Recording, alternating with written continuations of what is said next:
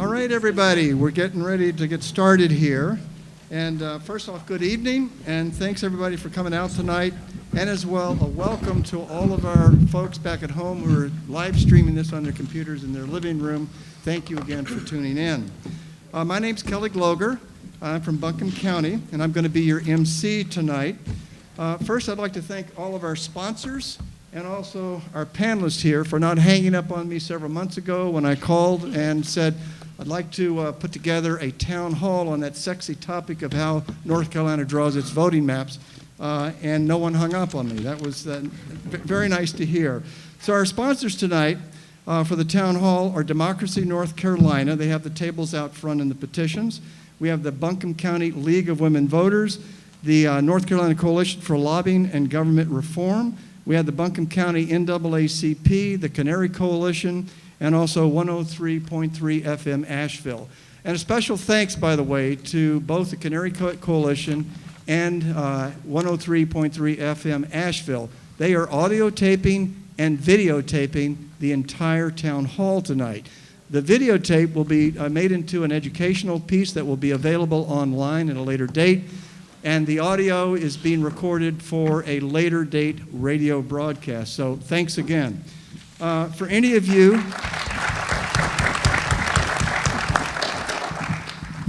that didn't get a 3x5 card as you came in and a pencil for jotting down questions that may come up tonight as you're listening to things, we're going to have folks walk down the aisle tonight right now with this card. They're carrying 3x5 cards and pencils.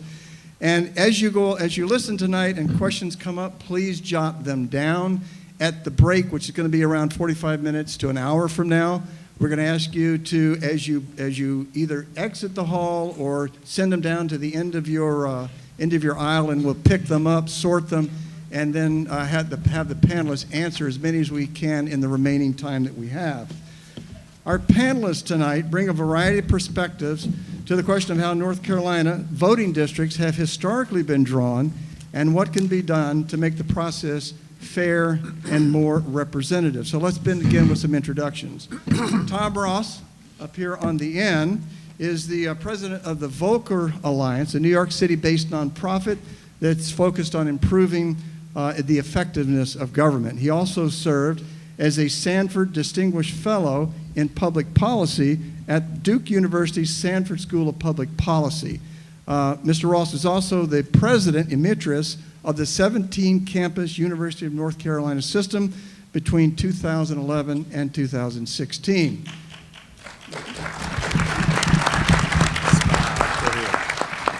Prior to becoming president of UNC system, he also served as president of Davison College, executive director of the Z. Smith Reynolds Foundation, director of the North Carolina Administrative Office of the Courts, a Superior Court judge, a chief staff to a U.S. congressman, and I'm going on here, a member of a Greensboro law firm, and a professor of public law and government at UNC Chapel Hill's School of Government. Ross holds a bachelor's degree in political science from Davison College and graduated with honors from UNC Chapel Hill School of Law. Robert Orr, to his left, spent 10 years on the North Carolina Supreme Court and was on the court during the Stevenson redistricting case in 2002, which he'll tell you a little bit about tonight, and served 8 years on the Court of Appeals. As a Republican, he has competed in 5 statewide partisan judicial races. He lost the first one, but he won the remaining 4. He grew up in Hendersonville, practiced law in Asheville prior to going to the Court of Appeals, and has been a registered voter in Yancey County for the last 20 years, and he continues to practice law and focus on state constitutional issues, of which we have some today. Chris Cooper is Chris Cooper is a professor and the head of the Political Science and Public Affairs Department at Western Carolina University. He's a frequent contributor in both academic and popular publications about American and North Carolina electoral politics. Jane Penske, to his left. Jane Penske is the executive director of the North Carolina Coalition for Lobbying and Government Reform, a group which represents other groups spanning the political spectrum. and it has been advocating for nonpartisan redistricting since its formation in 2005.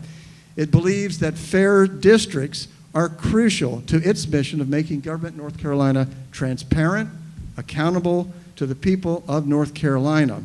Pinsky has also worked for a number of nonprofit groups in her career for many years, advocating civil rights, women's rights, access to health care, families, children, and highway safety, and she's lived in North Carolina since 1989.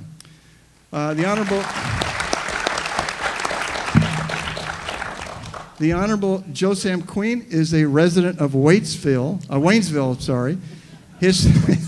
His family has lived in Appalachia for over 6 generations. He's a practicing architect and has held elected office in the North Carolina legislature as a member of the House representing Haywood, Jackson, and Swain counties for 2 terms, and as a senator representing Haywood, Madison, Yancey, Mitchell, Avery, and McDowell counties, winning 3 of his 5 runs for elected office. Locally, he's known as the square dance calling senator, who is following in his grandfather's footsteps, a locally famous square dance caller who in 1939 took a square dance troupe from Haywood County up to Washington, D.C. to entertain the King and Queen of England when they visited Franklin D. Roosevelt in the White House.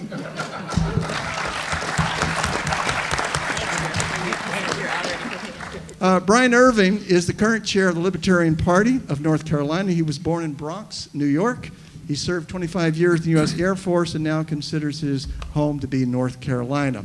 Since he's retired, he's worked in the nonprofit sector as a church administrator and as a freelance journalist.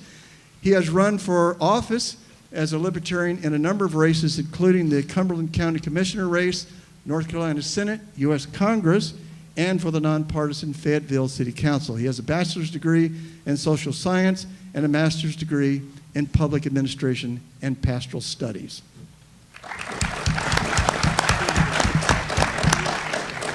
Because the legislature is currently in session and in the thick of budget negotiations, we couldn't get Representative Chuck McGrady here, who's a Republican from Hendersonville, but we do have a short video, which we're going to show later in the evening, where he speaks to this issue of gerrymandering as well. Now, the purpose of tonight's town hall is to shed some light on a uniquely American practice called gerrymandering, which is the drawing of voting districts by elected politicians of the majority political party following every 10-year census. So just to reiterate that, every 10 years we take a census in America, and whoever is in control of the legislature in a state gets to draw those districts favoring their political party. Okay? The practice is quite old in America. It began in 1788 when Patrick Henry and his anti-federalists were in control of the Virginia House of Delegates. They were trying to keep James Madison from getting a seat in the House of Representatives, and they redrew his district. He prevailed, however. The term gerrymandering was actually coined 24 years later in 1812, following Massachusetts Governor Eldridge Gerry's signature on a bill that produced a number of odd-shaped voting districts favoring his party, one of which newspaper reporters at the time commented on had the shape of a salamander. Those reporters combined the governor's last name, Gerry, with salamander to describe his gerrymandered districts, and the name has stuck ever since for the practice. Gerrymandering, you may not know, is unique to America in that we are the only democracy, I'll repeat that again, the only democracy on the planet that allows its elected officials to pick their voters. All other democracies use some form of independent, nonpartisan commissions to draw their voting districts. As you'll hear tonight, powerful, low-cost mapping software combined with oceans, literally oceans of available data on you as voters, on your voting history, on your movie preferences, on your social media use, your purchasing history, make it possible to draw voting districts with such surgical precision as to virtually guarantee that future election outcomes for the following decade will favor the political party that drew them. Democracy at base is about the fundamental freedom of citizens to have their voices equally and fairly represented in the governments they elect. North Carolina, where approximately 1/3 of the voters are Democrats, 1/3 Republican, and 1/3 independents. The question before all of us tonight and voters throughout the state is this: does the practice of gerrymandering strip from 2/3 of North Carolina's voters their freedom of equal and fair representation in their government when a single political party representing only 1/3 of the state's voters is given the power to draw the voting districts to unfairly advantage its candidate over those of other political parties? So, without further ado, I'm going to introduce Tom Ross, who's going to kick us off tonight, set the stage, and as they're lined up on the stage, that's how they'll speak. We'll take a break in an hour. Get your questions. We'll answer them after the break. Thanks, everybody, again for coming tonight.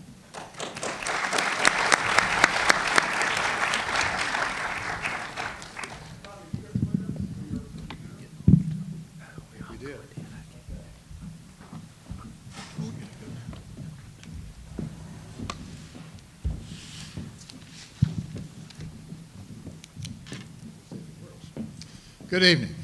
Thank you for the opportunity to be with you tonight. And Kelly, thank you for putting this together and for the great summary up front of what we're talking about. This word here, these two words, I should say, are our form of government. That's what America is about, representative democracy, where we pick our representatives and they represent us in making important political decisions. That's the way it is supposed to work. I think what you'll hear from many of the people here tonight is that it's not working so well. In the last election, if you want some proof that democracy is not working as well as we would like, you should know that less than 1/2 of eligible voters voted in the presidential election. Think about that. Less than 1/2 of the eligible voters. It was a pretty hotly contested presidential election, wouldn't you agree? And yet less than half of eligible voters voted.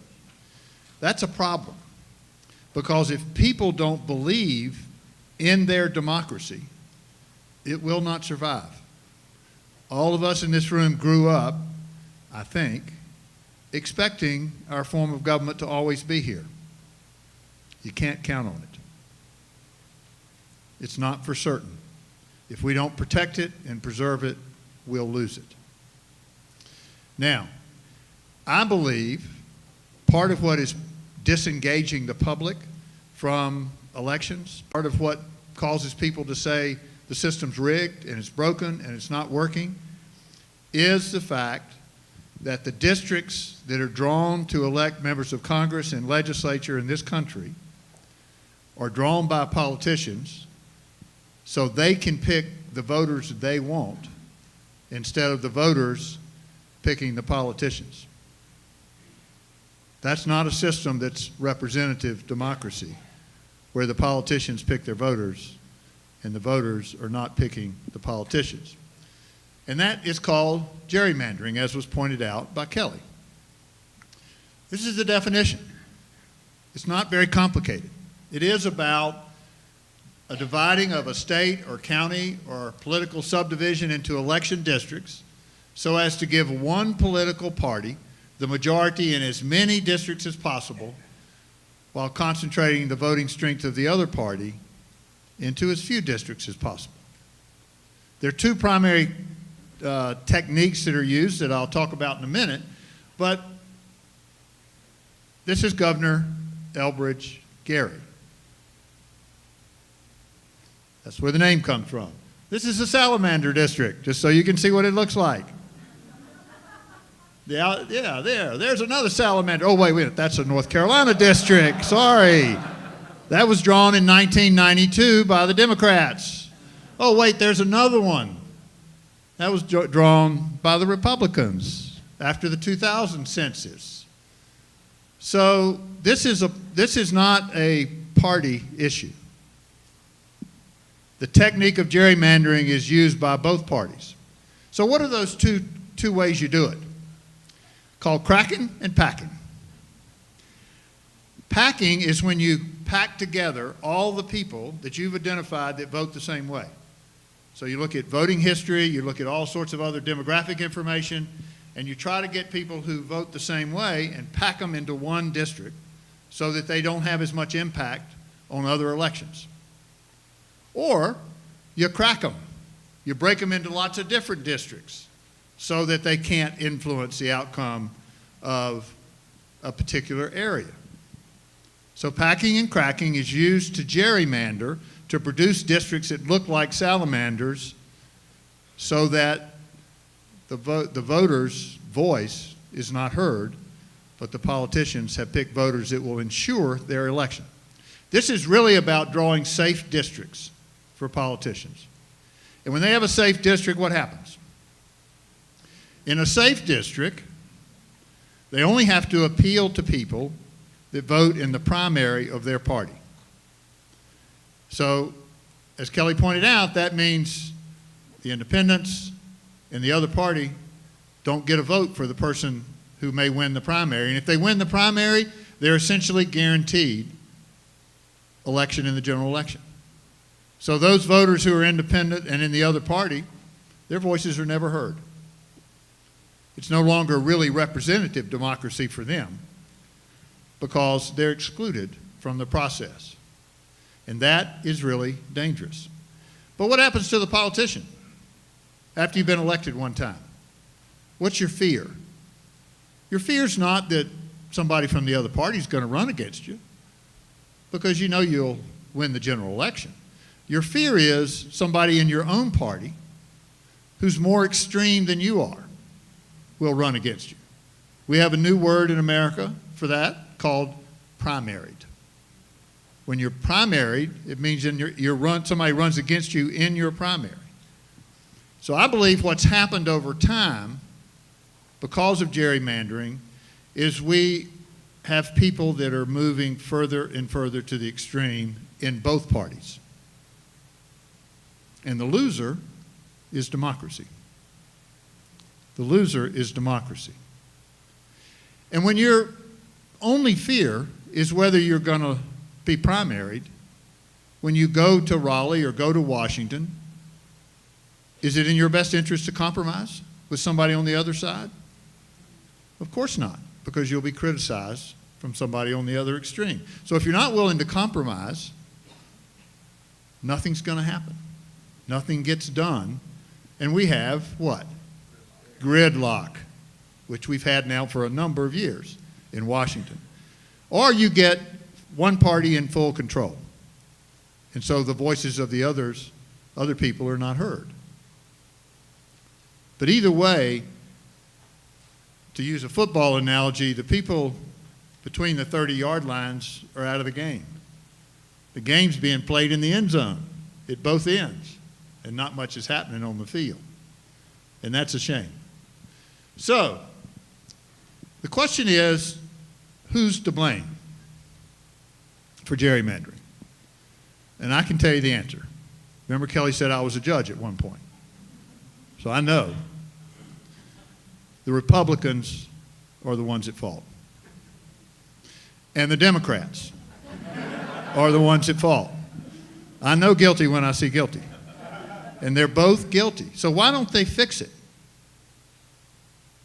Why don't they fix it? If they've both been hurt by it, well, the answer is because they've also both been in power as a result of it.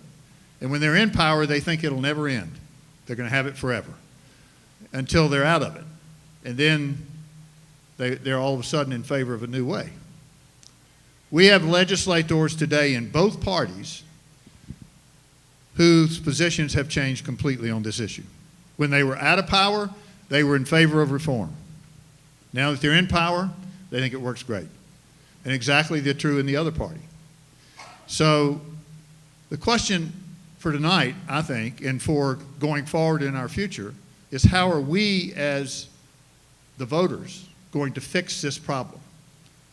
And I would argue to you that getting North Carolina to a point where we do redistricting in a nonpartisan way is the answer. And it's not complicated.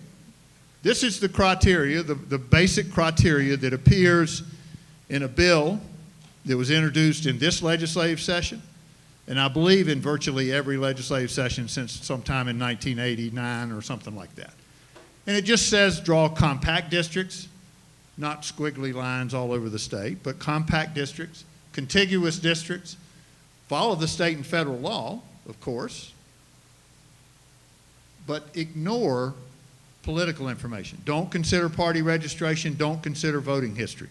Draw districts without considering those factors. So we tried an experiment at Duke, where I've been doing a little work, where we brought together 10 retired judges, one of whom was Justice Orr. 5 of the people on that, out of that 10 had been Chief Justices of the North Carolina Supreme Court. Of the 10 judges, 5 of them were Republican and 5 were Democrat. And we said to them, we want you to draw maps for congressional districts in North Carolina and do not consider any political information. Let me show you a few things. This is one of the maps drawn by the legislature after the 2010 census. This is the one they drew in 2011. You can see, I think, some odd-shaped districts, a lot of little squiggly lines, things flying off from one side or the other of a district. They had to redraw those maps because they were declared unconstitutional. So this is what they came back with in 2016. Definitely looks a little better, but you still got some odd-shaped districts. I would say, this is just my opinion, that some of them are not very compact. Those districts were declared, I'm trying to remember now the most recent case, declared them unconstitutional as well. No, I'm sorry. They were upheld by the trial court. It was the 2011 that the Supreme Court just recently confirmed as unconstitutional. So these were held as constitutional. But here's the one the judges drew without considering political information, right? It's a little neater. They stay within county lines a little more often. And it is much more compact. So, just to show you the effect of gerrymandering, in the 2016 election, if you took all the votes that were cast for members of Congress by both parties, just lumped them all together, no matter what district they were in, 53% of the people voted for a Republican. 47% voted for a Democrat. We have 13 congressional seats. I was not a math major. But if I apply 53% to 13, it's a little less than 7, but pretty close to 7. So what we should have gotten is 7 to 6. But what we got was 10 to 3. So with this map, we decided after the judges had drawn the map to do a political analysis and see what would happen. And this is what we got. 6 districts would lean Republican. 4 districts would lean Democrat. And 3 would be toss-ups. Could be 7-6 one way or the other. Could be 9-4. But those districts are much more competitive. The voices of voters are heard much more often. The politicians aren't picking their voters. Instead, the voters are picking their politicians.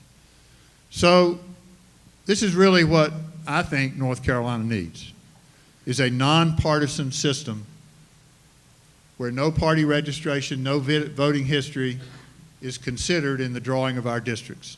We can do better. And I fear if we don't, we'll lose our form of government. So, thank you. I'm going to turn it over to Justice Orr, or do you want to talk first? Yeah.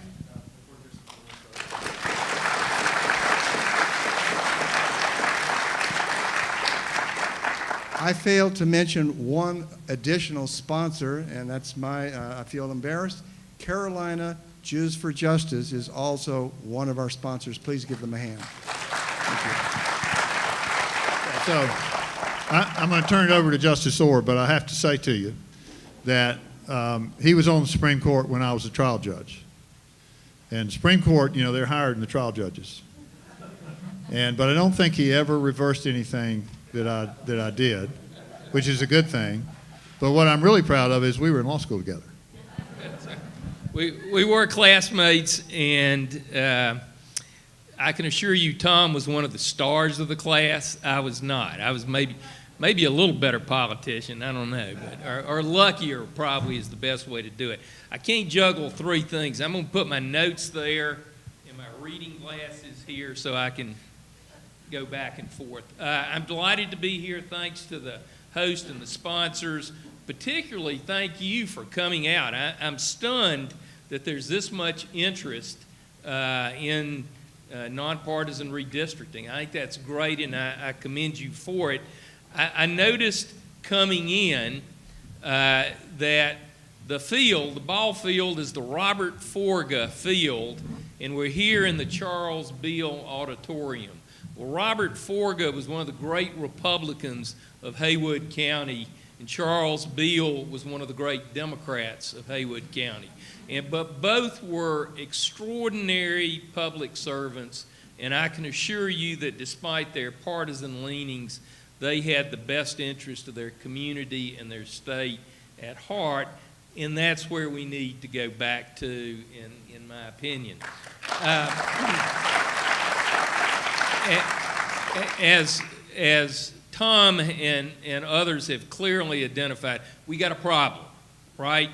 And I think it's important to point out that when you're talking about drawing maps and redistricting in a way that provides partisan advantage, you don't have to draw sort of this complete crazy district. You just have to put your finger on the scales enough to give you the win. And we've got a problem. We've got to find a solution. And what I'd like to talk about is maybe a little different than the ultimate resolution of an independent redistricting commission, although, trust me, I fully support it. But historically here in North Carolina, and we know gerrymandering's been around for a long time, but I suspect the Democrats who control the state probably didn't do a lot of serious gerrymandering up until beginning in the 1960s. And four things occurred during this time frame that have dramatically escalated the problems of gerrymandering that we see today. One was the Supreme Court's decision that districts had to be one person, one vote. In the old days, it didn't make any difference if one district was 75,000 and another district was 25,000, sort of followed county lines, and the party in power, particularly in a one-party state like North Carolina, drew them as needed. But one person, one vote dramatically changed the dynamics of the requirements, the constitutional requirements of how you draw districts. Secondly was the Voting Rights Act.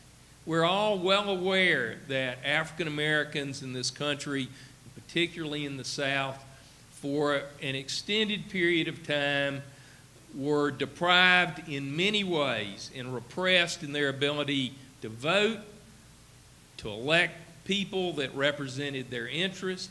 And so the Voting Rights Act was passed by Congress in an effort to remedy that problem. But that added one more complex dynamic to how you drew the districts.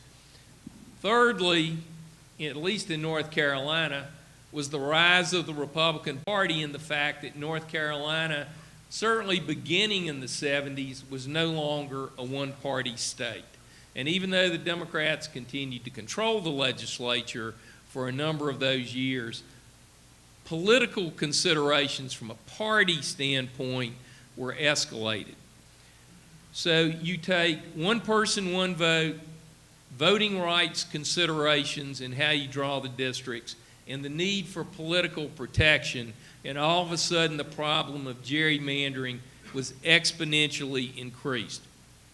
And then we have probably the most serious complexity in this, and that is the rise of computer technology.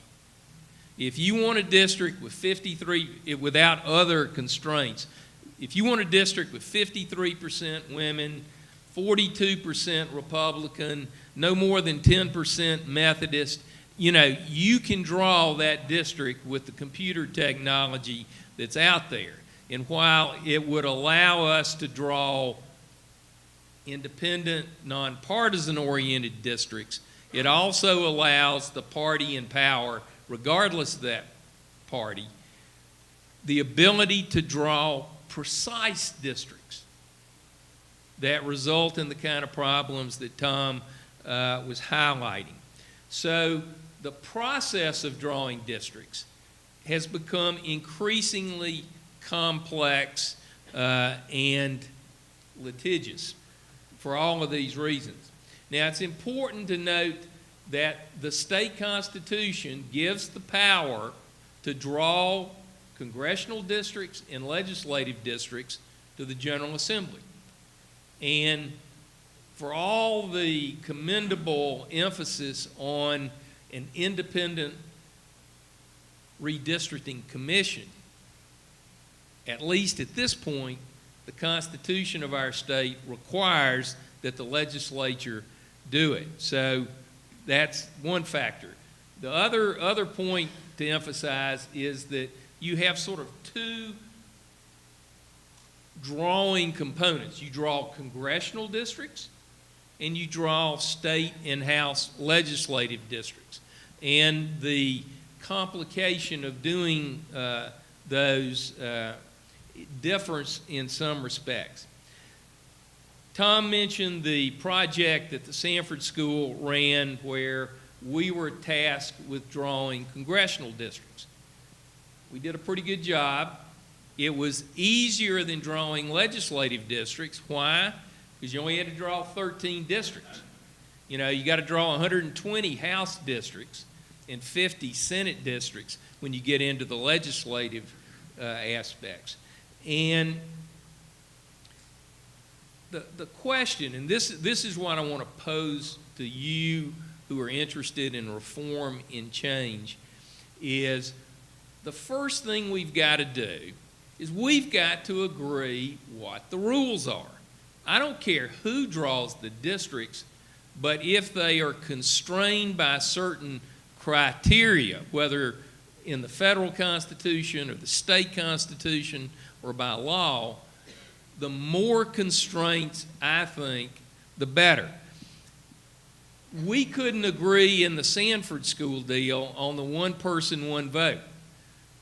Our legislature has drawn both the congressional districts and the legislative districts using a perfect number. In other words, if you divide the census number by the number of seats, let's say a congressional district is 532,136. What they're trying to draw is that perfect district. And I think that makes no sense. Why? Because as soon as that number is computed by the census, it's out of date.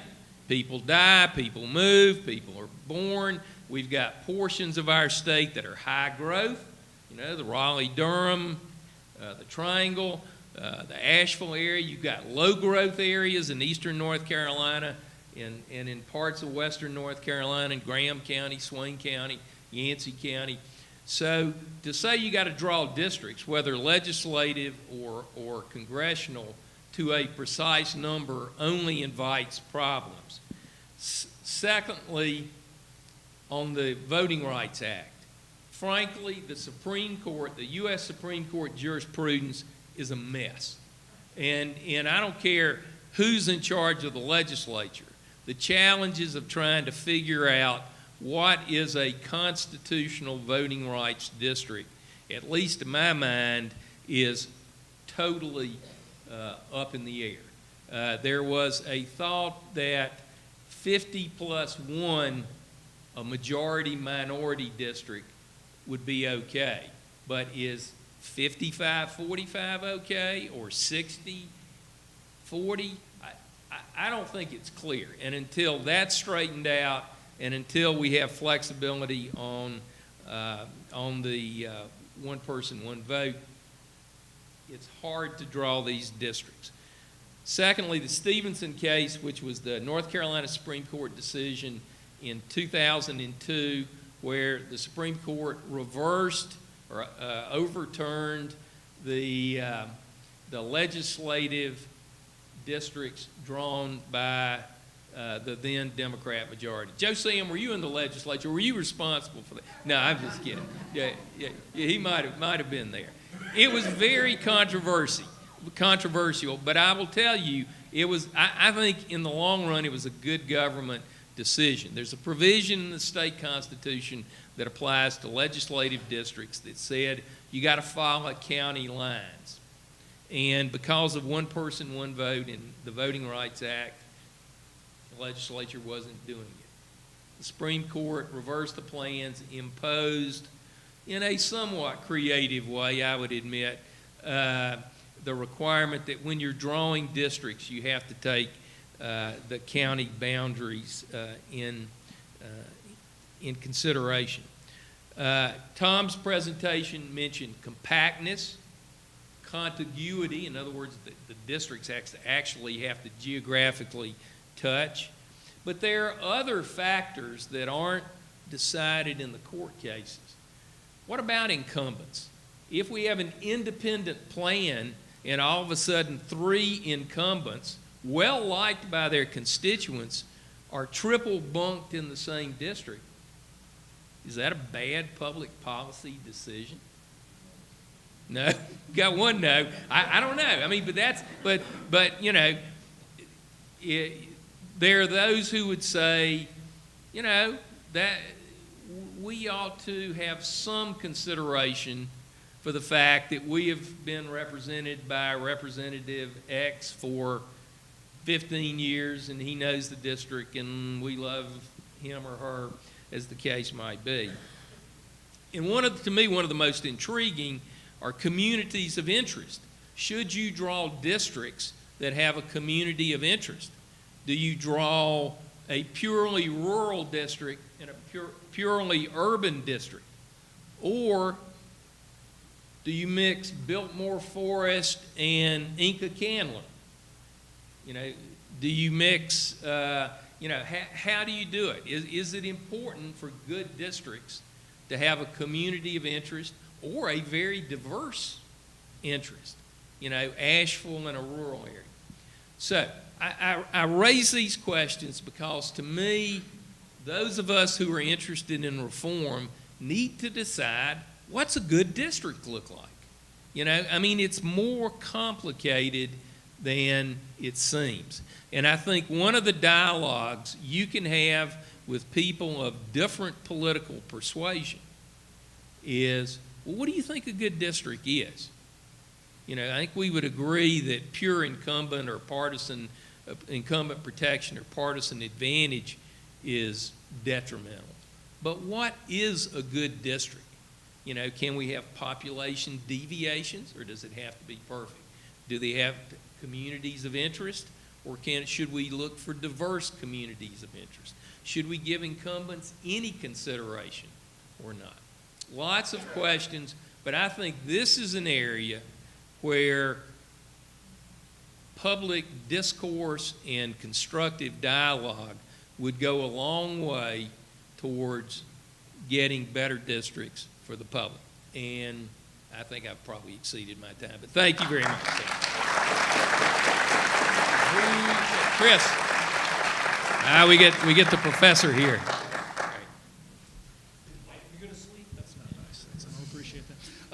Thanks I'm really happy to be here for a lot of reasons. It's obviously a really great panel, and they sort of hit on a lot of the big points, kind of the history, how we got here. I think this is great. Former President Ross spoke, so I was trying to figure this out. My boss's boss, I believe, when he was president of the UNC system. So it's good that he's here today, and I'm also glad. On a slightly more serious note, that we're here a little bit west of Asheville. I do a lot of these kind of forums, and they tend to be in Asheville, and I love Asheville. I spend a lot of money at the Gray Eagle. I like to get a good table at the Admiral, but moving a little bit west of Asheville, I think, is really important for this region, and I think it's a good reminder. Yeah, west of Asheville is worth up front.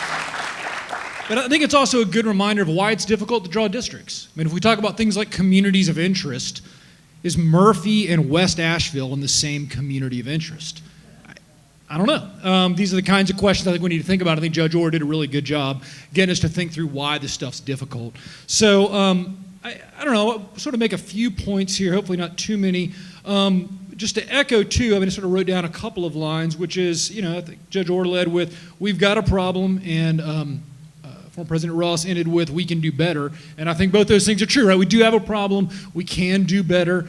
And we've talked about kind of how we got here. I've got sort of two brief facts that I think maybe illustrate too the nature of the problem, or kind of how we got here, maybe how it affects those of us in Western North Carolina.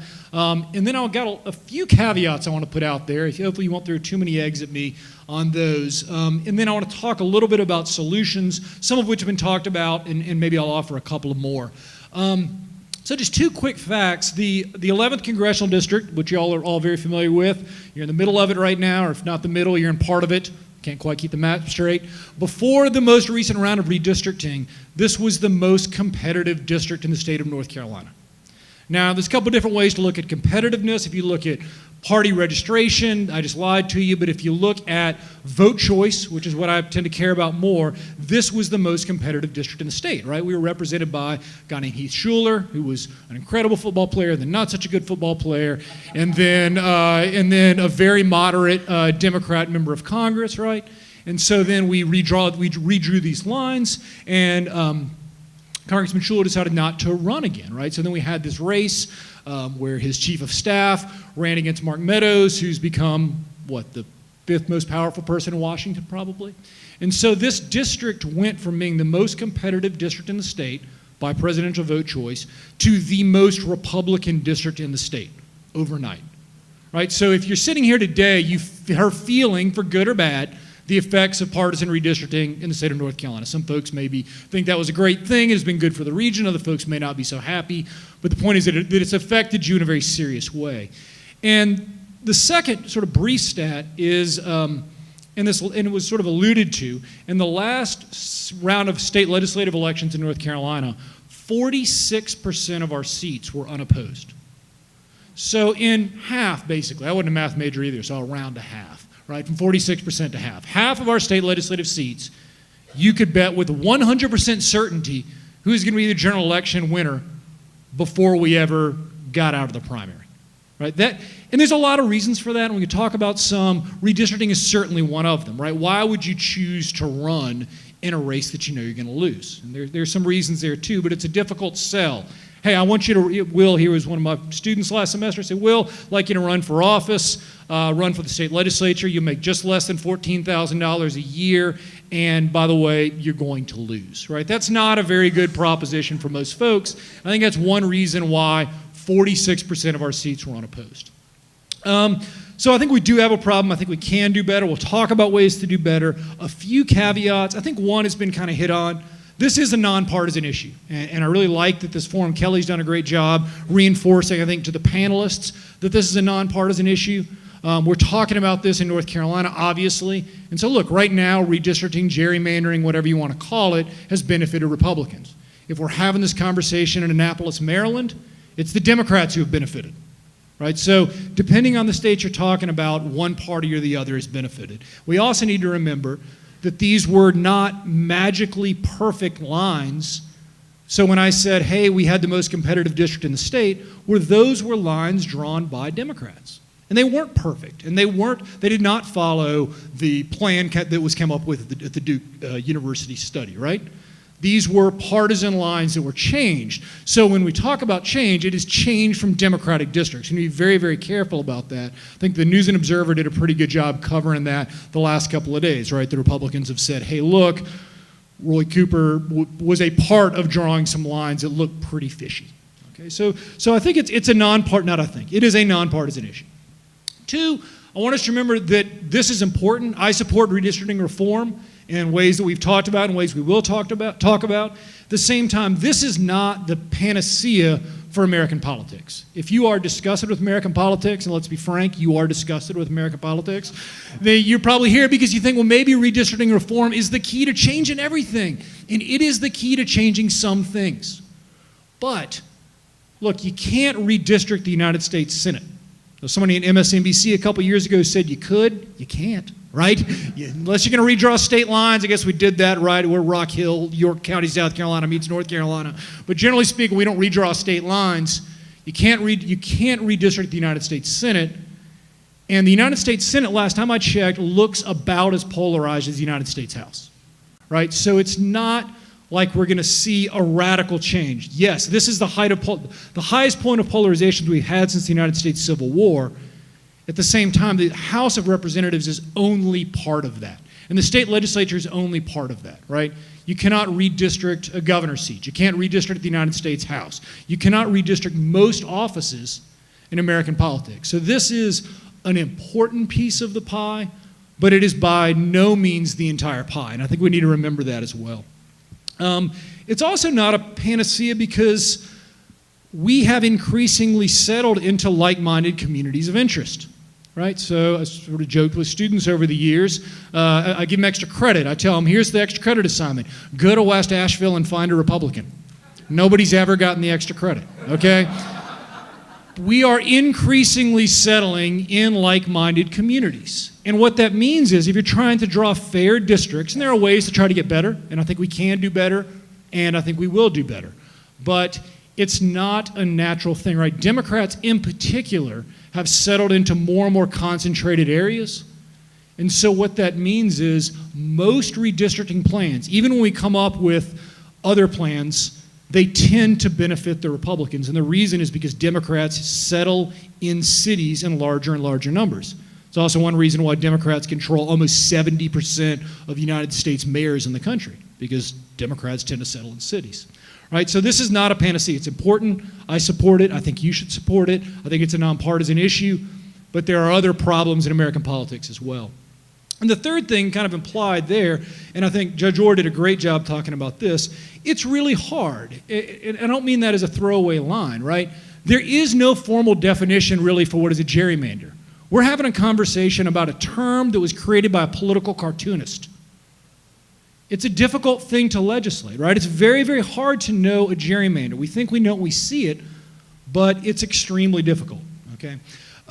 So how do we combat it? With sort of those caveats out there, and in the Q&A or the discussion we're going to have, folks should feel free to push back on me on any of this. But there's a few different ways. One, I think we can look at the shape, and we've done some of that today, and I've certainly done some of that in my time too. You look at a shape and you say, man, that shape looks crazy. But I'm not sure that's the best or most productive ways to look at a shape.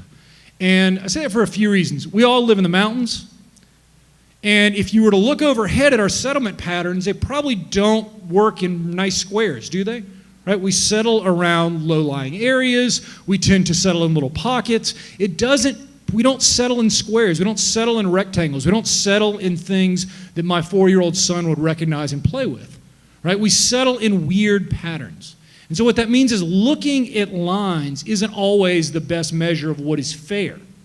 Take a look at city of Denver. I don't have a slide here, so you just have to trust me, or you can Google it. Right? If you Google a map of the city of Denver, you might think, okay, Denver, it seems like it might be pretty flat till you get up in the mountains. It's going to be a big square. Well, it's not. It's a big square that then goes up to the side. It moves. It almost looks like a starfish.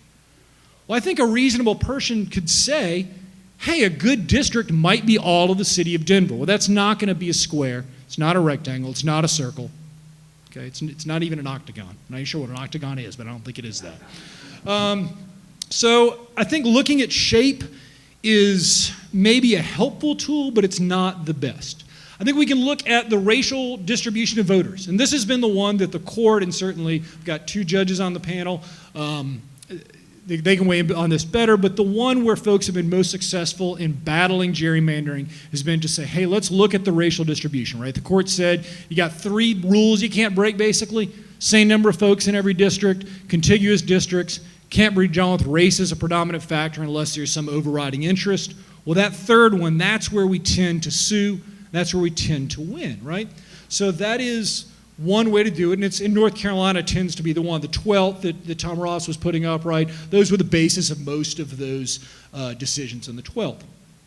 You can also look at the partisan distribution of voters, and I think this has been alluded to a little bit, and just a couple of points on this. The court, about 28 times in a row, with one exception, has said, no, there's 3 rules, same number of folks, contiguous, and race is a predominant factor. Finally, in this Wisconsin case, they said, you know what, you can actually gerrymander too far based on the partisan distribution of voters. And they use a formula from the Chicago Law Review, which is officially the first time anybody's ever read the Chicago Law Review. Anyway, they use a formula there called the efficiency gap.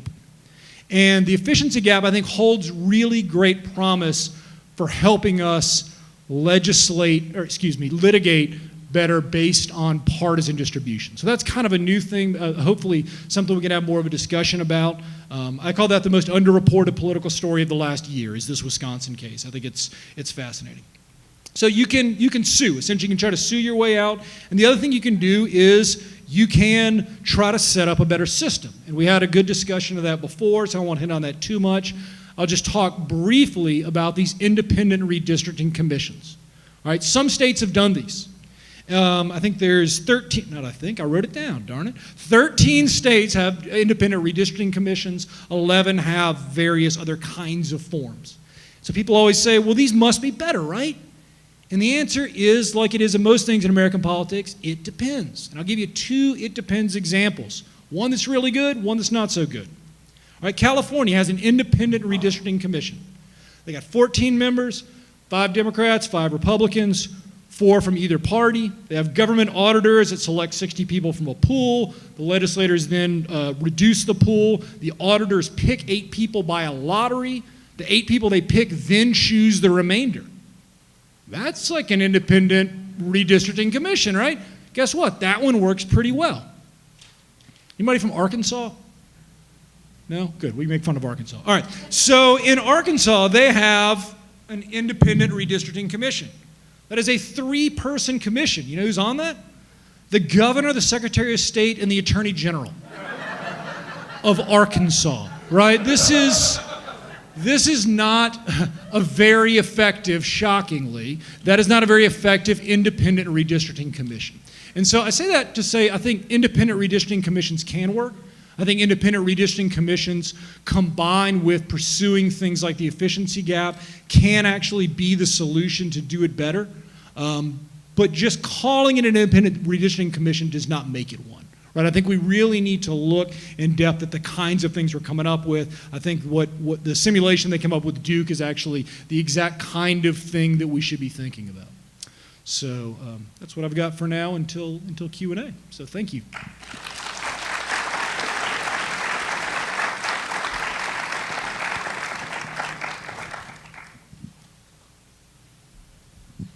Thanks, Professor Cooper. I can't compete with any of the 3 people who spoke before me. I'm not a lawyer, I'm not a professor, and to be honest, when it comes to the technicalities, I can't say that I know as much as they have. The one advantage I have is that I have been advocating for nonpartisan redistricting reform for what will be 10 years come December. Don't clap because my husband, children, and friends think it's a sign of dementia or stupidity or just plain stubbornness. I'm not sure which. I want to start by explaining a little bit why I have spent 10 years doing this, and I have argued with Democrats, and I have argued with Republicans, I have argued with libertarians, I have argued with independent voters. But for me, it comes down to the fact that in my family, my grandfather escaped from a prison camp in Siberia, walked across Russia, came to the United States so that he could have a voice in his government. Because effectively, he had no voice in Russia. And he fought hard for a lot of the things he believed in his lifetime. And I'm not willing to let our system take away his voice or my voice. So every day that I do this, I remember that there are people who have in many ways made sacrifices that allow me to have the right to vote and allow me to have a voice in our government. Why do I think it's important right now? Kind of what I call the Tinkerbell effect. Some of you may not be old enough to remember Mary Martin's version of Peter Pan, but for those of us who are, there was a moment in that version where Tinkerbell gets sick because she ate poison intended for Peter Pan. And Peter Pan asks us all to clap. And he asks us to clap because if we believe, Tinkerbell will get well. Well, I tend to think of democracy in this country as Tinkerbell. And if we don't all start clapping and start working, our democracy is, as Judge Ross said, going to die. And I'm not willing to let that happen.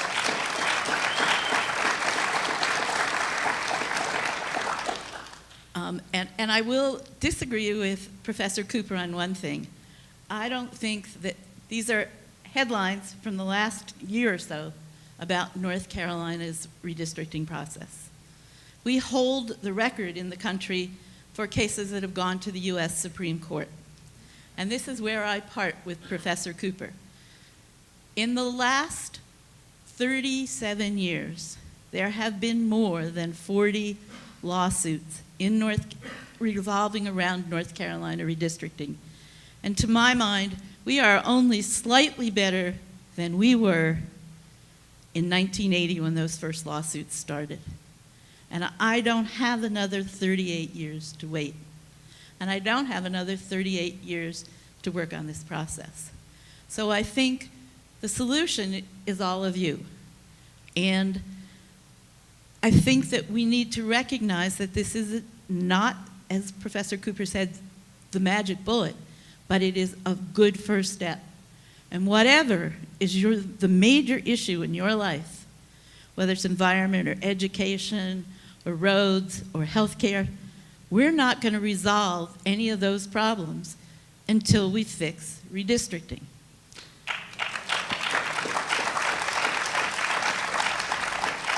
So I'm pretty sure this group is smart, and we all know there are 435 members of the U.S. House. Does anybody know how many of those 435 seats are considered competitive? And let me tell you, competitive means that the person who won by 10 points or less. So a 10-point victory is considered competitive. Anybody know how many? 23. Close, 12. And if you really push the definition, you could even get to 30 competitive seats out of 435 in 50 states across our country. So why is there gridlock? It is because, exactly as you've heard, people have to run to the ends of their party because it's a Republican district or a Democratic district. So we need a change. What kind of change? There are going to be a lot of discussion about that. I will tell you that having spent almost 10 years working on this in North Carolina, almost anything we do except electing a king is going to be a good change. We have, as I said, we hold the record for cases to the U.S. Supreme Court. We have spent in the last 30 years more than $50 million. That's your tax money. That's just one half of what's been spent on redistricting lawsuits. The primary that we had last spring for the congressional seats cost us $9.5 million. Now, there are 9 million to 10 million people in the state. You can figure out which part of that tab is yours, but it is your tab. Okay, redistricting reform. How do we do it? Well, I will say that I worked with Judge Ross and Justice Orr on the criteria that you all saw, that the districts be compact, contiguous, follow state and federal law, which meets the Voting Rights Act, and whole counties. This is the infamous 12th. The Democrats did it. The Republicans did it. There's no one party. So, but the important part of the thing is that we don't look at where people live, what the political makeup of the district is, what the voter turnout was. because our voters aren't turning out because they don't believe in the system. And we can't look at who registers as what. It's just not going to work. We have to draw it blind and then make sure we follow the laws. My coalition, which started working on this issue before I started, back in 2005, they were talking to the Democrats. I can remember in 2008 and 9, speaking with the Democratic leaders of the House and Senate and saying, you know, might be a good insurance policy to have a nonpartisan law. And they weren't going to go for it. At that time, people who are in the leadership of the Republican Party now thought it was a great idea. And the criteria we're talking about were in their bills, starting in 1989. But just to give you a perspective on this, the first bill I could find that was ever introduced was introduced almost 50 years ago. So this is a problem North Carolina's been working on for a while. So the criteria are important. And those criteria, I'm going to agree here with Professor Cooper, cannot be done by an independent commission, because there is no such thing as an independent commission. Even in California, which is the best of the commissions, who in their right mind would want to sit on an independent redistricting commission? You go walk into Ingalls or J.C. Penney or Belk's, and you walk up to people and say, hey, you want to sit on an independent redistricting commission? Does that interest you? Well, their eyes are going to glaze over, or they're going to turn around and walk out. The people who want to sit on an independent redistricting commission have some interest, for the most part, in politics, in the political future of the state. And none of us can come to this process totally without some partisan interest. So having looked at all this, what all the states do, the process we like the best uses the criteria we talked about, is in the state of Iowa, where 3 state employees take the maps, they take the population, and they draw the maps. They do not look at any of the political factors, and most importantly, they don't look at where incumbents live, because there are a lot of lines that get drawn for incumbents. And I will tell you, I know of one incumbent who had the line moved because he thought his in-laws were getting older and he might have to move out to their farm before the 10 years was up for redistricting. So the line extended from his house out to his in-laws' farm. I know somebody else who had a line moved because their Aunt Sarah wanted to be able to vote for them. So there are a lot of reasons. Anyway, we ask that the staff draw the maps, that then a Citizens Advisory Commission take those maps around the state and get input from citizens. Does this really reflect your community of interest? Does this reflect the population? Are these the lines that people use to commute on? Does it make sense?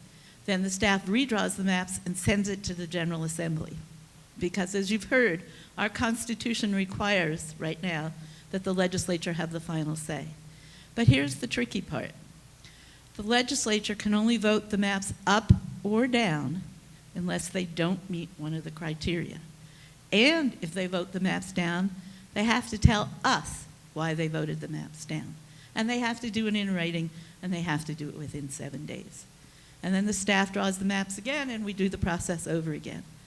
Now, Iowa started this system in 1980 because things were so bad in Iowa that in 1970 they literally could not draw new maps, so they never had a redistricting in 1970. And it has worked well. They have not had litigation.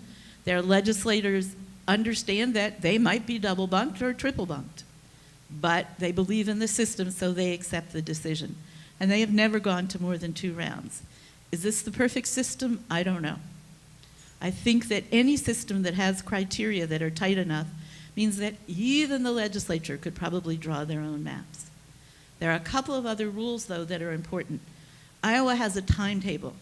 They get their census data about mid-February, which is when we get ours. The staff has up to 6 weeks to draw the maps.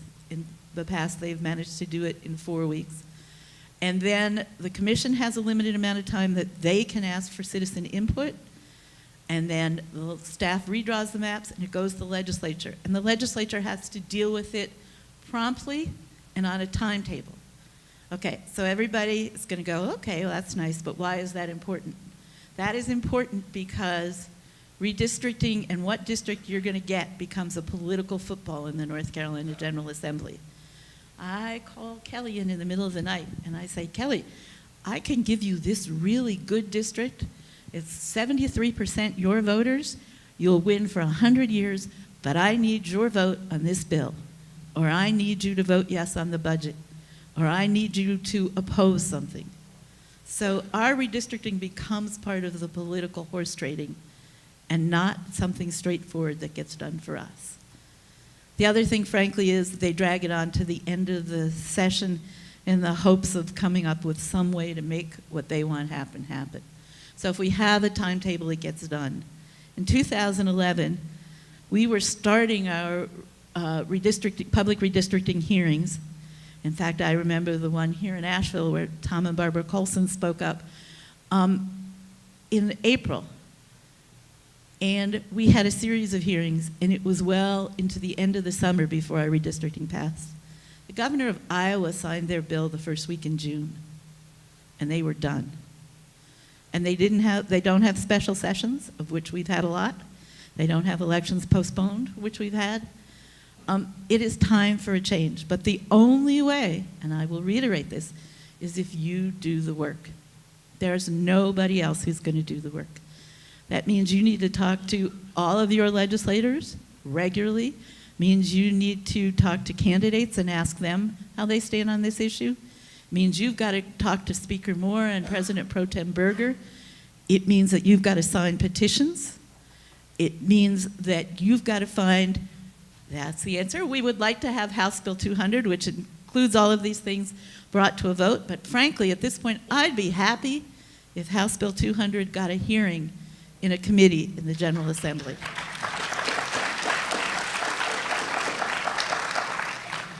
So, simple message. Every morning when you get up, call the General Assembly, and I'll be happy to give everybody the phone number, and ask for Speaker Moore's office. And call Speaker Moore's office and say, are you going to bring that to a vote? I want a hearing. When is it going to happen? And then, at lunchtime, you call Senator Berger's office. And then, when you get home just before dinner or just before you leave your office, you call somebody else. And I will say, I'm not going to blame it just on the Republicans. We need to call Governor Cooper, and we need to say to him, you have a bully pulpit, and this is a case where the people of North Carolina want you to use it. I'm going to quit here because I know I've talked too long. I've left some papers outside that discuss the process and discuss the bill, and I'll be happy to answer questions later. But the hard part of this message is the responsibility for whether democracy survives in North Carolina or not depends on all of you. Thanks.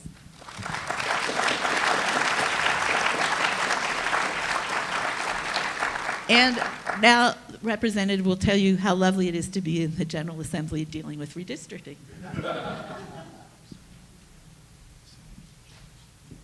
Okay, great. Thank you. Good job, Jane. Again, I want to thank the sponsors and the hosts for inviting me to join you in this very important discussion here tonight. I'll give you a little experience in gerrymandering. I entered politics in 2002. I was minding my own business on my porch on the 4th of July, and 3 of my friends came over to the house. I call them my friends. We've had a little humor about that over the years, and said, you know, Judge Jennings has thrown out the legislator's maps as being unconstitutional and drawn his own. A Republican Superior Court judge drew the maps. In June, Dan Robinson was my senator. He got gerrymandered out of his district, double bunked with Bob Carpenter. A new district was drawn, like nobody, sort of a gerrymander, Haywood, Madison, Yancey, Mitchell, Avery, and McDowell. And it was drawn for Greg Thompson. Greg Thompson was a House member who wanted to move over to the Senate, and Judge Jennings drew him a district. And So I didn't know anything about this really. I was just, minding my own business as an architect, happy at home. I'd had a little. I've always been interested in politics, and my wife and I had a little discussion that first of the year, was I ever going to enter it? And I said, well, I don't think so. I will. Got a son, Charlie. He's a 10th grader this year, and I'm certainly not going to do anything till he graduates from high school. So we were minding our own business, carrying on. But they talked me into running in this gerrymandered district. It was after I got involved and agreed to it, I realized it was a 55% Republican district. It had Mitchell and Avery counties in it, which were the two most concentrated Republican districts in the state. 8-1 Republican registration over Democrats. These were the good old Lincoln Democrat counties of the Civil War era. And but I got in, I was enthusiastic and went to politicking and square dancing and barbecuing. And this was a strategy, Judge Jennings, to take over North Carolina simply by gerrymandering. And the result on election night was they took the House. Democrats had solid control of both chambers. They took control of the House. 61 Republicans against 59 Democrats. Speaker Black bought him a Democrat in the night for $50,000. I mean, a Republican now, he had 60. Black and Decker, a great term in North Carolina. And we had dual speakers in the House. And Joe Sam Queen was number 26 in the Senate. I was the majority. I didn't even know who Senator Bass Knight was. I told him, get over here and help Dan Robinson. They were kicking his ass over west of here. I was doing just fine. He called me up to see if he needed any help. No, but Dan Robinson does. Why don't you get over here and help him? So, but I joined that jolly group. And North Carolina had one Democrat in 2002 that carried the majority in the legislature. And one bought. And both Decker and Black went to prison. 2 years later, they governed perfectly well for 2 years before they were convicted. So that was my little story. So I entered politics in gerrymandering. Now, I'll give you a couple of takes on, because I agree things have changed. Really, things have changed. Democrats did do gerrymandering, and Republicans, and generally the party in power has done it. But the game has changed. The internet, big data, micro census is a very different game. The census of 2010 is radically different from the census of 2000. The big data that the internet has brought forward as a phenomenon is vastly different today than it was in 2000. Vastly different. So you really can micromanage picking your voters, and that is just dead wrong, and it really is compromising our Democratic-Republican system, and we need to be alert to it. But I also want to say it is it's part of our racist heritage tradition issues. We used to gerrymander in the South for racial reasons. We would crack the pack and crack. We would divide up the African American votes so they never had a majority of any seat. That was always the given rule for gerrymandering. Perfectly fine practice in the South that kept the African Americans from having their voice. And the voter rights changed that, said you can't do that. They're going to be compact, one member districts, and they can't be racially motivated. Oh, hallelujah, says the Republican Party. We like to pack African Americans. We will guarantee them to have a district, because the only Democrat voter they could really identify in 2000 was an African American one. So they packed African Americans all across our state. So when I was in the House of Representatives, we have a majority African American caucus. The Democrats do, because they've packed unnaturally so the districts with African Americans, because they are Democrats. You're packing Democrats, and if you can take them out of other districts, You can make them more lily white, which tends to be more Republican and more suburban, and they can win 2 districts while they give away a Democrat. So the Democrat, African American, has a safe district. He can be, you know, anything he wants to be. You know, he doesn't have to reach out. I'll give an example. Dan Blue was getting elected in a 20% African American district. Good, solid business African American, could carry the vote, was a great leader.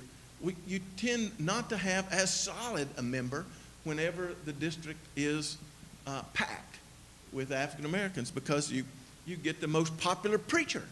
He may not be a businessman, may not be able to reach across the aisle, may not have any sense of government at all. Same thing on the Republican side.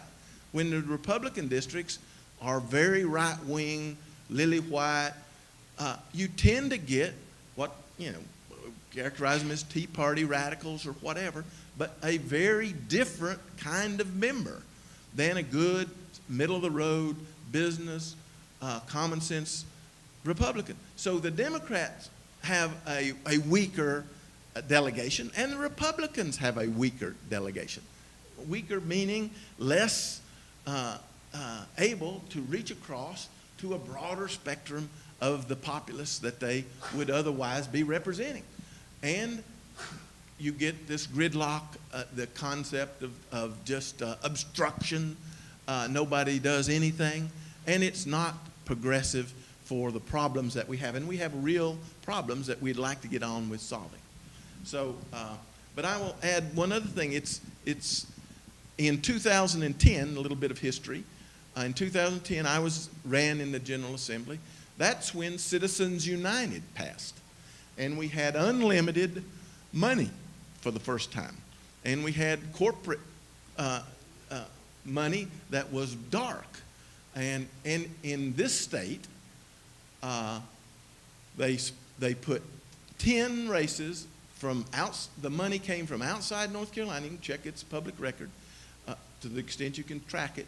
Outside the sort of ALEC and Koch money came to North Carolina, bought 10 seats for $1 million apiece. They spent $1 million to beat Joe Sam Queen, $1 million to beat Jon Snow, just in our area. They had a strategy in mind when that case came through the Supreme Court. They executed their strategy. The Democrats were shot on the nest. We didn't know this was coming down. $10 million, 10 senators, they didn't lose a single race. $10 million, 20 House members. House seats are a third the size of Senate seats. They didn't lose a race. They took 20 seats, 20 in the House, 10 in the Senate, bang. And that happened in 2010. Well, what happened in the session of 2010? The census maps were drawn. That year, this group of bought legislators drew the maps to their interest, and this is the situation in North Carolina today. That's our problem. Now, will it get worse before it gets better? You know, this is a situation that's bad, and I'm not sure about that. I think the public is wising up, but the districts, for example, I take my 11th congressional district. I was on Advantage West. I'm a big believer in regional economic development. Well, Western North Carolina is a wonderful region. You know, I support it in all kinds of ways. And we have one urban core, and that's Asheville. Asheville is the urban core of Western North Carolina. Well, they surgically cut our urban core out of our congressional district and watered it down, cracked it into the suburbs of Charlotte and Gaston County. So they neutered our congressional district. Now we don't get our proper voice in the balance of an urban, rural, regional economy. We're just neutered. And we have a congressman who doesn't have to pay attention to us. And that's a sad situation. And the same thing in the state. These what I would consider basically bought and paid for Citizens United legislators, they follow the people who put them in power, and it's strange. Why is North Carolina negative to the federal budget? I'll just ask you that. Why would our General Assembly deny our federal tax dollars to be spent in our state? But that's happening at the rate of $2.5 billion plus a year. And it's just ideological politics that's a consequence of this gerrymandering and money. It's two things. And they're sort of independent, but they definitely have a negative compound. It's big money and gerrymandering. And the gerrymandering has changed because of our ability to manage the geographic, demographic data to make it what it is. And so we've got to deal with both of those issues because one alone won't fix either one. You have to do those two together.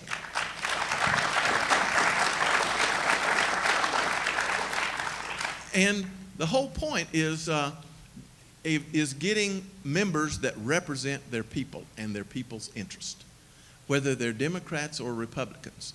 And our system will work a great deal better.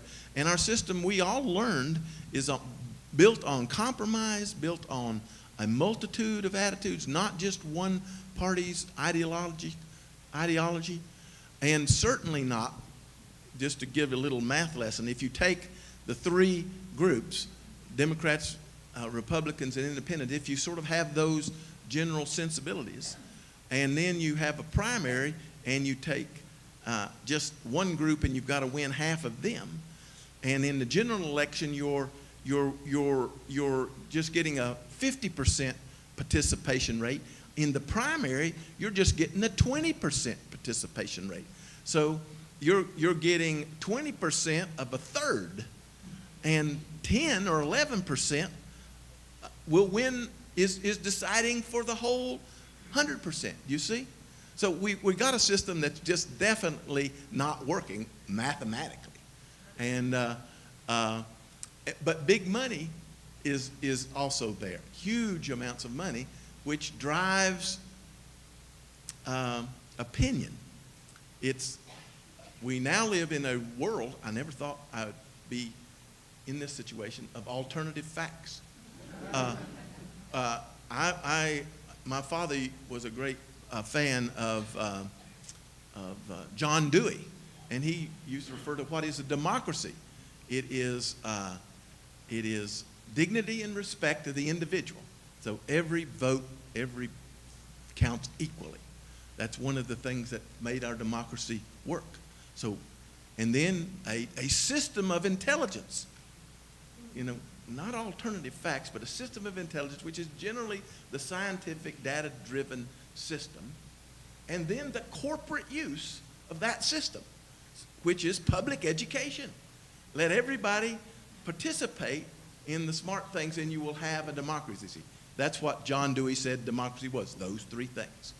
And our democracy is under assault because now we don't have a system of intelligence. We have alternative facts and bought with big money and huge institutions, highly funded by billionaires, special interests that are, when I talk about 11% making the vote, I'm really talking about a half of a percent of, it's not even 1%, it's just a sliver of 1% of the vote of the rich people are buying these institutions and paying for them. Just read about dark money. It's real. It is what's paying for the elections. And what does that $20 million that I mentioned bought in North Carolina in 2010? What do they get for $20 million? Well, you get Medicaid in North Carolina. That's a $13 billion plum. Let's just divide that up for profit. Let's take it out of the state zone, and it will and we can divide it up, and if we get 10% profit, that's $1 billion. $1 billion for 20 million, that's a real deal. And that's the game that's being played. So big money and fairness is what all citizens need to be mindful of if they want to protect everyone's right to vote and everyone's freedom and independence. Thank you.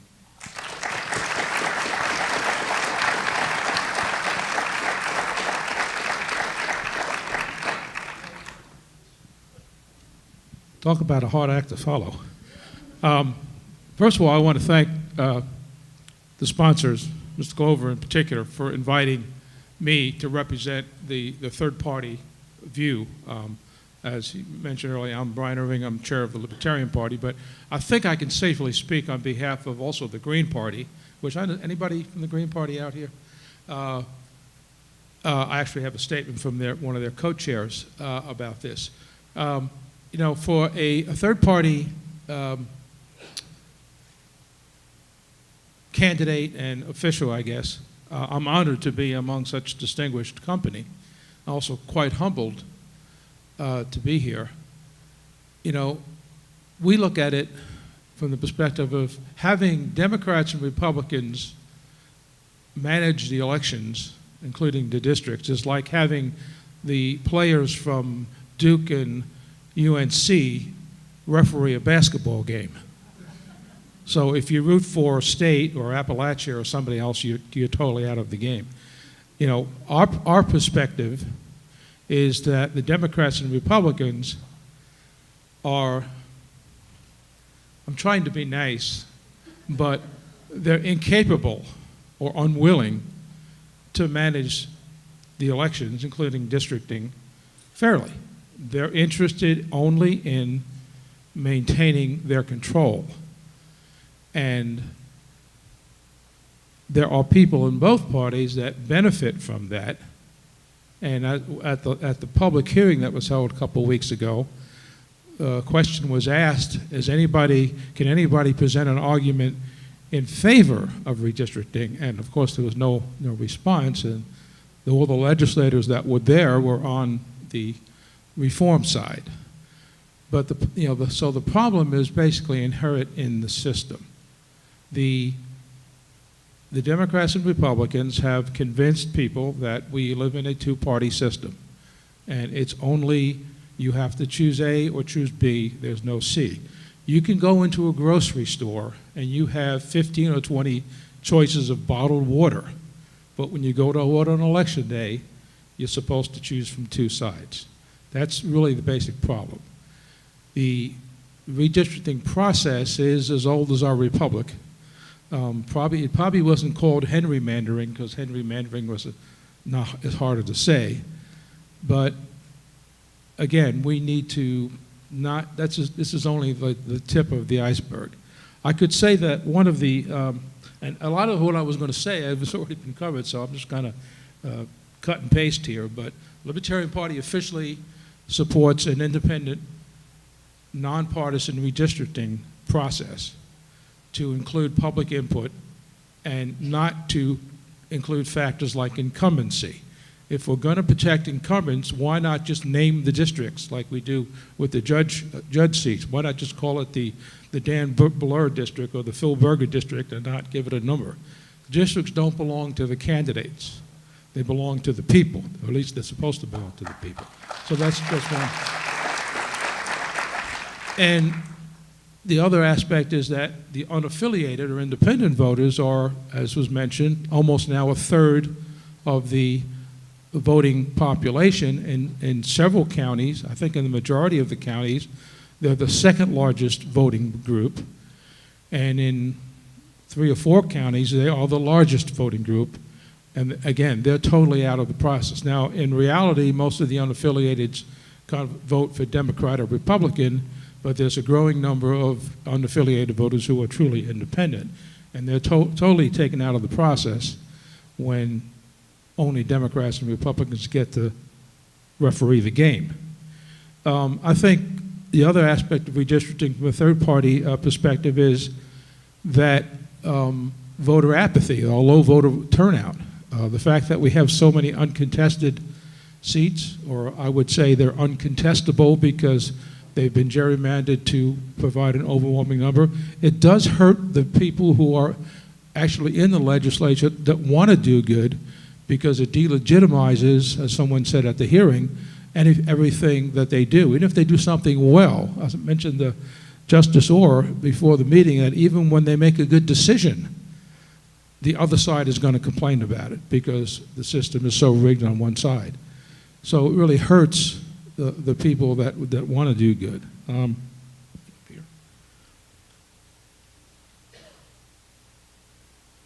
I can't multitask. I'm too old. The comment is made often in defense of the political redistricting, that it is part of the political process. As was mentioned, it is in the state constitution. But just because it is a requirement of the legislature doesn't mean that it is political. Everything the legislature does is political. I grant that. But just because it is a political decision, it doesn't have to be a partisan decision. There can be other factors weighed in. There are a lot of things the legislature does. For instance, education. We don't talk about education being political. It is in the state constitution. It is a duty of the legislature, but they don't have Democratic and Republican school districts, do they? They have an independent Board of Education, and we have a superintendent of public instruction. So there are things that are in the political realm that can be turned over to an independent commission. And again, redistricting would be one of the things. I mentioned earlier that redistricting is just one of the problems of our political process. The other issue, in addition to the possibility of money being influencing, is the fact that our ballot access laws are very restrictive. This is one area where the Green Party and the Libertarian Party, even though we ideologically have some differences, we do agree that we should have a better way of allowing people to get on the ballot. North Carolina still has a very restrictive ballot access law. It's very difficult for an independent candidate or other than a Republican or Democratic candidate for the party to get on the ballot or for somebody to run for office. And that, again, is part of the election system that is being managed by Democrats and Republicans who are only interested in preserving their particular political power. So in addition to redistricting, we would extend the nonpartisanship of election management to other areas of elections, not just the redistricting process. Perhaps the boards of election should be a nonpartisan board, or at least have unaffiliated voters on the boards. When we have elections, you should be allowed to vote for other candidates besides just the 2 or 3 parties, or even 4 parties that are officially on the ballot. Let's see.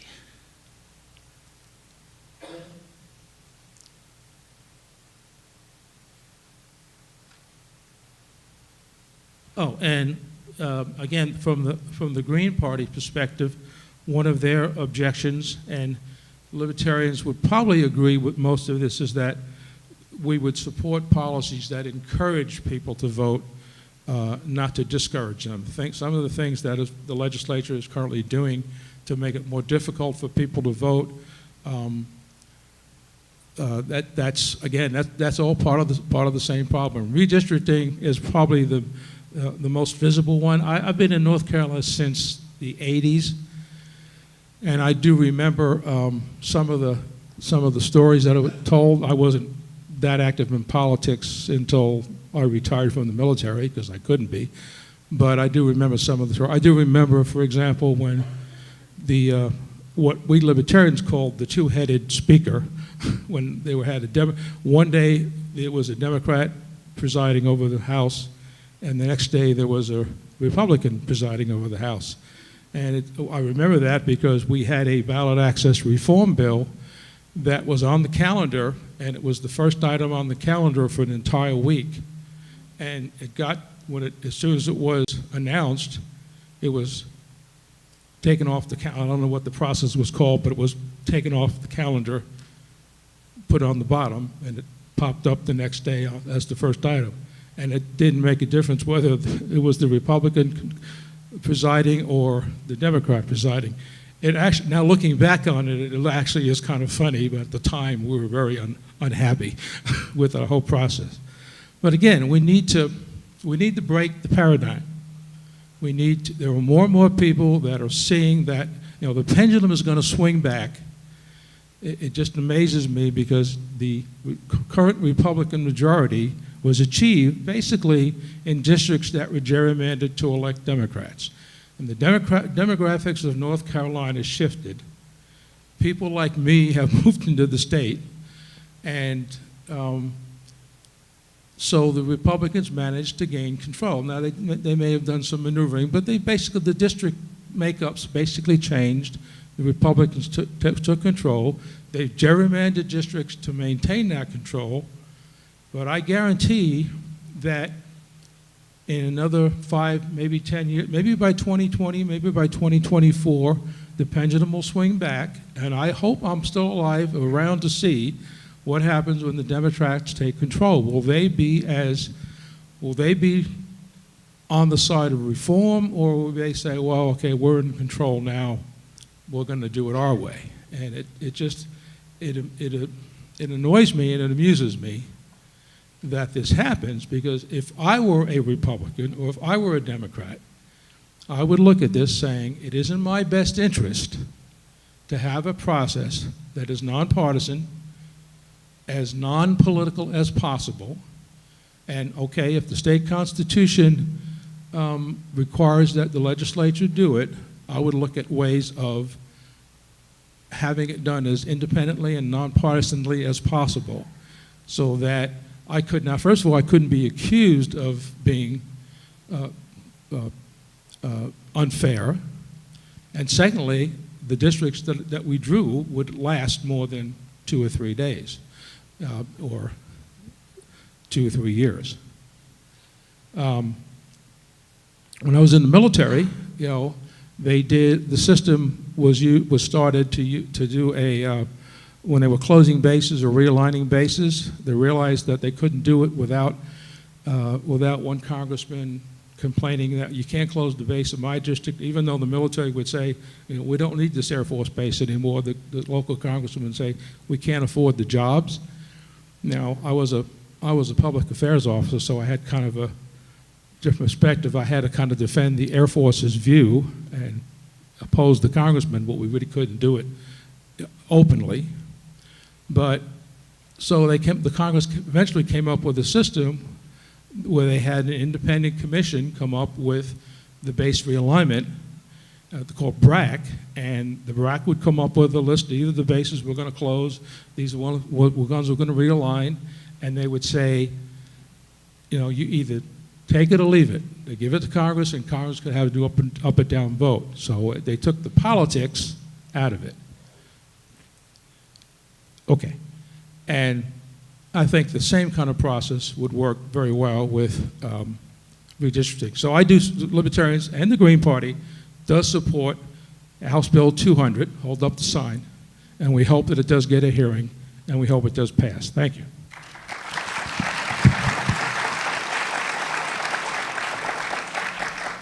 I want to thank all the panelists tonight. We've run a little over, so we're not going to take a break. If anyone's got questions on cards, please pass them forward. We're going to have some people walk down the aisle and pick them up and try to answer them as quickly as possible. If there's no questions, again, thank you very much for coming out tonight. And before everybody goes, let's just have a quick show of hands. How many people here from Haywood County? Okay, how many people from Henderson County? How many people here from Marion? From Buncombe? How many trannies live here, are here? Transylvania? McDowell? Jackson? Swain? All right. Listen, do we have any questions? We got some questions. Macon County. All right. Macon's in the house.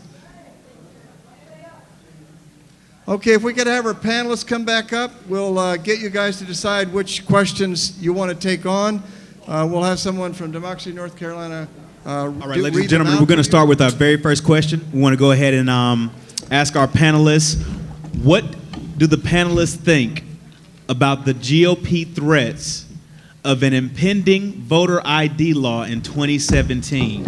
We've talked a lot about redistricting, but we do know there's an impending voter ID law in 2017. What do the panelists think about the GOP threats to an impending voter ID law in 2017?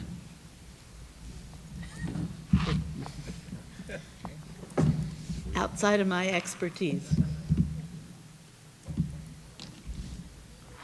The only thing I'm going to say is that I'm working, and I think many of us are, very hard to be nonpartisan and bipartisan on this issue of redistricting, and that's really what we're here to talk about.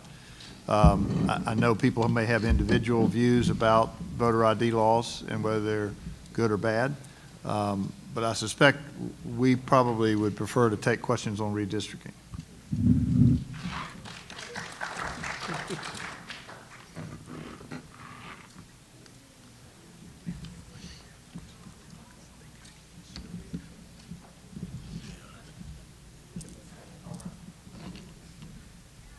See, we didn't go for the whole panel answer on that question. This next question, though, is specifically for Justice Orr. In particular, thinking about the array of bills targeting the judiciary session, including the partisan judges and the reduction in size of the Court of Appeals, what are your thoughts about these array of bills? Well, most of the changes that have passed or been proposed, I personally have not been in favor of. I do think that for the appellate races, the unaffiliated system that the legislature went to in 2004, I think it was, I don't think it's worked very well. Judges shouldn't be partisan, but the Constitution says you have to be elected.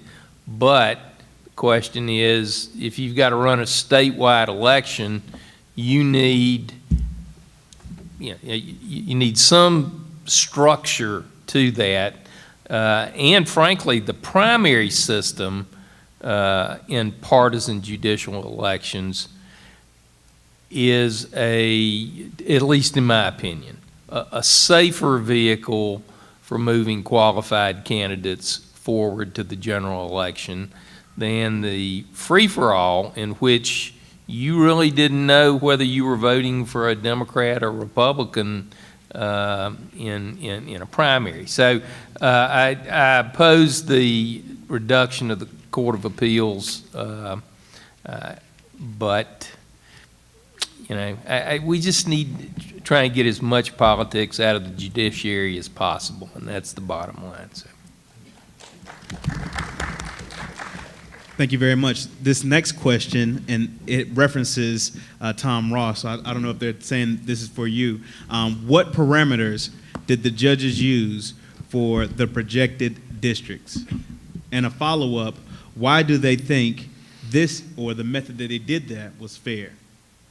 Yeah, well, the methodology that the judges used in our simulation was to use the criteria that I put up, which was to draw compact, contiguous districts that complied with the Voting Rights Act and other federal and state law, but did not consider any voting history or party registration. So it was done in a nonpartisan method.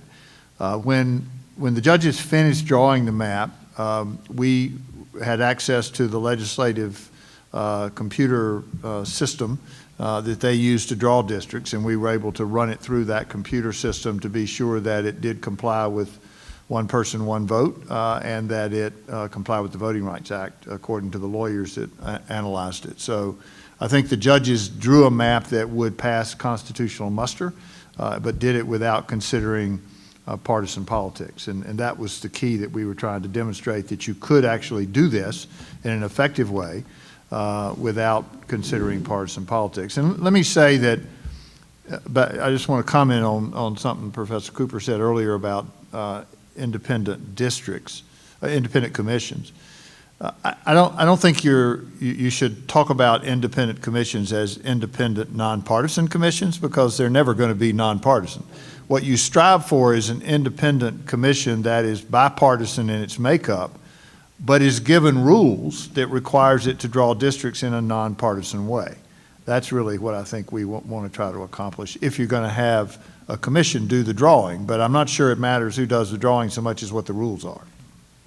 I'm going to try to get 2 questions out in this one go around. So one person, if you could give me the best academic explanation of one person, one vote. We mentioned that in the beginning, and I think for some of us here, we may be familiar with the phrase, but what does it mean? How is that defined? And how, in particular, a question for you, Professor Cooper, if you could talk more about the efficiency gap to a 5th grader, that would be very helpful.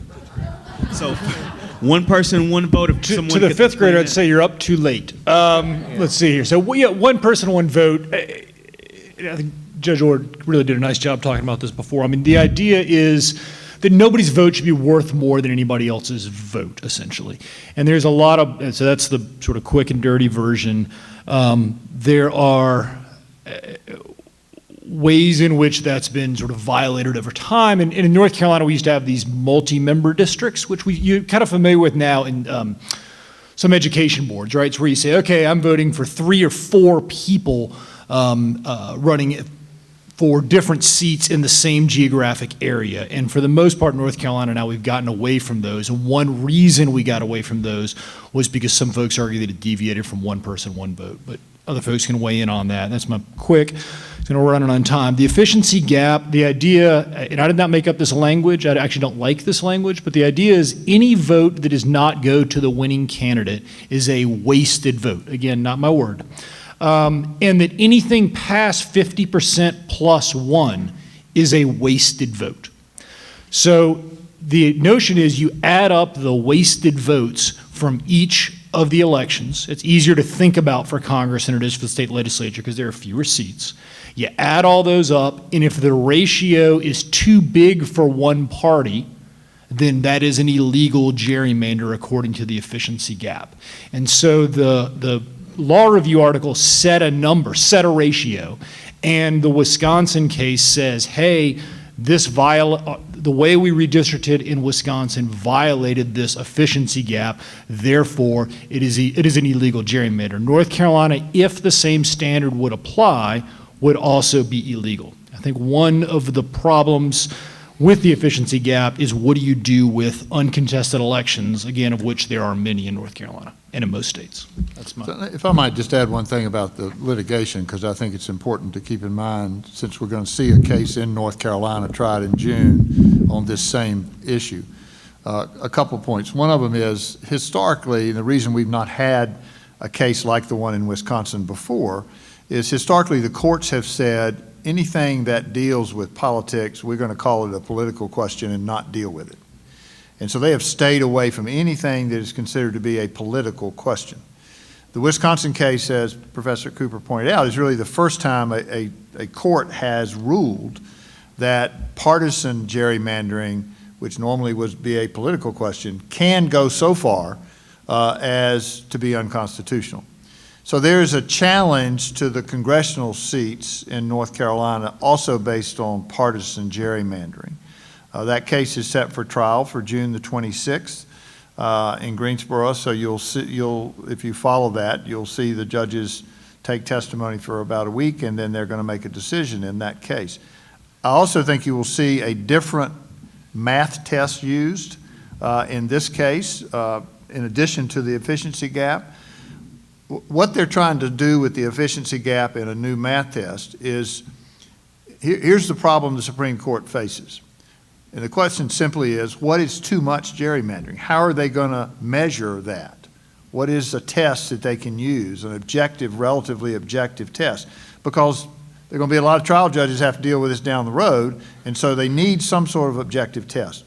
And so that's what the efficiency gap is designed to do, is give you a mathematical test, if you will, to test whether gerrymandering has gone too far. There's a professor at Duke that we've been working with in our project that has a different methodology using the Monte Carlo algorithm. I'm sure we're all familiar with that. And I won't take time to explain it, but it is a different methodology using big data, where he can draw a large number of random districts. He's drawn 124,000 random districts for North Carolina, and show what's possible, I think, in terms of what's too much gerrymandering using all these random districts. So the case this summer is going to be really interesting. Depending on when it's decided and how it's decided, it could go to the Supreme Court at the same time as the Wisconsin case, and they could consider them both together. Let's stick with the courts very quickly. In the current situation in North Carolina, we've seen a special session called. We've seen a lot of attempts by different groups to demand a redrawing of the maps. Can you please walk us through, someone on the panel, what the timeline would look like for this process? And after what date passes, will the courts or whomever deem necessary draw the maps? What would that look like, and who would do that? The courts, a law passed when the Democrats were in charge because they got mad because Judge Jenkins drew the maps, says that the court has to allow the General Assembly 14 days to draw maps before the court can intervene and draw its own maps. A week ago tomorrow, Governor Cooper tried to start the clock running by saying that the legislature would be in special session to draw the maps. He called them into session. They've chosen to not do it. There's a question, and I know that there are some people who think there's a case for a lawsuit that they're derelict in their duty, but we have enough lawsuits going on. Once they go into special session, which is likely to be the second half of July, they will have 14 days to draw those maps, and then they will be submitted to the courts, and the court will judge it. Just to add to what Judge Ross said, one of the cases that's being brought on the 26th of June is based on the right of free speech, and that if you are in a gerrymandered district, your right for free speech is denied. That is the case being brought by Common Cause. There is another case being brought by the League of Women Voters and both of them will use Professor Mattingly's mathematical theory, and it's fascinating. I recommend you go online and look up Dr. Mattingly, and the person who did the efficiency gap is Nick Stephanopoulos out of the University of Chicago. But I will say, in his case, as the professor said, unless you're a math major, forget it. So I don't want to differ too much from Jane on the timing here, but this is a federal lawsuit, so whatever the state legislature might say, I don't think will bind the federal court. What happened is the U.S. Supreme Court sent the case back to the trial court, and the trial court will now, when it gets official certification back from the Supreme Court, it will issue an interim decision demanding that the legislature draw districts within a certain period of time. They'll probably allow them at least 2 weeks like the state statute does, but the legislature will be given a period of time to draw the districts. If they fail to draw them in that time, the court will draw them. If they do draw them, they have to come back for the court for approval before and the other question to be decided is, will there be a special election held in 2017, which was part of the original remedy of the court, or will it delay the election until 2018? I would just add there are actually like 3 or 4 different redistricting lawsuits, one of which is actually in state court, and they sent that back. This was the legislative districts. I think they sent it back to the state Supreme Court, and then they also have 2 or 3, I think 2 in federal court. So if you're a redistricting lawyer, it's a great year. You know, WUNC had a good list of all the cases that have been litigated in North Carolina over the last 5 years. Somebody saw it, Jeff Tiberi at WUNC in Chapel Hill. It had a really nice one. If you Google that later, it's a long list of all the North Carolina lawsuits. And just remember, we're litigating the 2010 census. This is 2017, in case you've forgotten. Yes. And we're probably not, we may not finish all this litigation by 2020. Greensboro is a lot closer to Haywood County than Raleigh, for those of you that want to come down. That is going to be quite a day, hearing what happens in the court case. I would also suggest that when you're calling your legislators, you say when they do the legislative redistricting, that they should be using the criteria that the judges used at Duke, and that is in House Bill 200. Be good to start now. We have room for maybe 1-2 more questions. This question is very jam-packed. One gentleman spoke about, and I think this was Justice Orr, about how the Voting Rights Act to include a diverse electorate complicated the issue of a representative democracy. Looking around this room, I am reminded of how our democracy was founded for white land-owning men. My question is, what are you doing to take leadership from and listen to women, younger people, people of color, and poor people? Is that to me? You get to start. What am I doing? Well, I'm here. You can speak to the process instead of yourself, definitely. Well, I teach a course on the North Carolina Constitution at the UNC Law School. Taught it at 1 year at North Carolina Central's law school. And I remember saying that, historically, unless you were a white male Democrat, you weren't going to hold office in North Carolina. If you were a Republican or a woman or a minority, you were out of luck. Fortunately, our society and the laws have evolved enough to so that we've seen many very positive changes, some of which Joe Sam talked about. But here's a dilemma, and I'm going to put it out here for the African American leadership of the state. The districts. I mean, there are a lot more African American legislators now than there ever has been. So from their standpoint, I mean, from a self-interest standpoint, they're on the horns of a dilemma, and that's, and again, the Supreme Court, U.S. Supreme Court, hadn't really given, in my opinion, clear guidance on how to, how